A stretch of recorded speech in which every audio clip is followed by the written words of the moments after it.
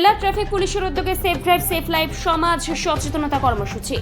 মালদা জেলা পুলিশ ও মালদা জেলা ট্রাফিক পুলিশের উদ্যোগে হবিবপুর থানার বুলবুলচন্ডী নতুন বাস স্ট্যান্ডে সেফ ড্রাইভ সেফ লাইফ সমাজ সচেতনতামূলক কর্মসূচি অনুষ্ঠান হলো শনিবার বিকেলে। ওই কর্মসূচিতে উপস্থিত ছিলেন ট্রাফিক এএসআই দিলীপ চন্দ্র মণ্ডল, এলাকার বিশিষ্ট ব্যক্তি রাজীব ঢাকা, হবিবপুর থানার সিভিক ভলেন্টিয়ার ও এলাকার গাড়ি চালক, টোটো চালক সহ সাধারণ মানুষজন।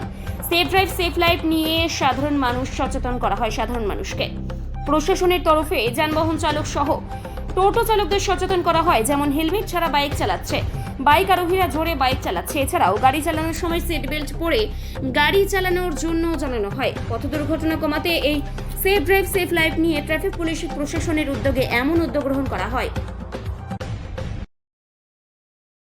প্রশাসনের তরফ থেকে আজকে আমাদের হবিবপুর ব্লক পুলিশ প্রশাসনের পক্ষ থেকে এবং ট্রাফিকের পক্ষ থেকে আজকে আমাদের হবিবপুর ব্লকের সেফ ড্রাইভ সেফ লাইফের সেটার একটা প্রোগ্রাম করা হলো বুলবুলচন্ডী নতুন বাস স্ট্যান্ডের সামনে। এখানে তাতে প্রচুর আমাদের টোটো চালক এবং গাড়ি চালক আরও সবাই বাইক যারা চালায় তারা প্রত্যেকে এখানে এসছেন। এদেরকে একটাই বার্তা দেওয়া হলো যে যারা মোটর সাইকেল চালাচ্ছেন তারা প্রত্যেকে নিজেও হেলমেট লাগান বা পিছনে যে বসে থাকবে তারাও যাতে হেলমেট লাগায়, এবং যারা গাড়ি চালাচ্ছে তারা যাতে সিট বেল্টটা লাগায় এবং ট্রাফিক নিয়ম মেনে চলে, সেটাই আজকে এখানে বার্তা দেওয়া হচ্ছে।